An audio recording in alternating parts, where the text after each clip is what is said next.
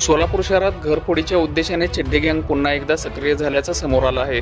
मध्यरात्रीच्या सुमारास ही टोळी वेगवेगळ्या भागांमध्ये संशयास्पद हालचाली करत असल्याचं सीसीटीव्ही कॅमेऱ्यात स्पष्टपणे दिसून आलं आहे। त्यामुळे नागरिकांमध्ये भीतीचं वातावरण निर्माण झालं आहे। रविवारी पहाटे 3:30 ते 4च्या दरम्यान शहरातील वसंत विहार, थोबडे नगर, स्वराज्य विहार, गुलमोहर सोसायटी या परिसरामध्ये 4 संशयित तरुण घरफोडी तयारीत असल्याचं निदर्शन आलं।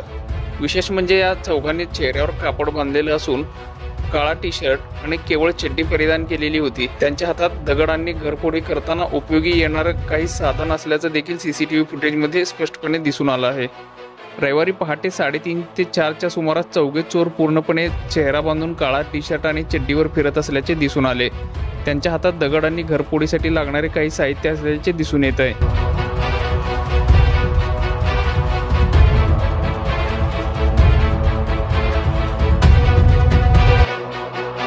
या गँगकडून घराची पाहणी करून नंतर चोरी करण्याचा प्रयत्न होत असल्याचं स्थानिकांचं म्हणणं आहे। काही ठिकाणी दाराच्या बाहेर असलेल्या वस्तू हलवण्यात गेल्याचंही निदर्शनास आलं आहे। त्यामुळे पोलिसांनी तात्काळ पाऊल उचलण्याची मागणी नागरिक करत आहेत।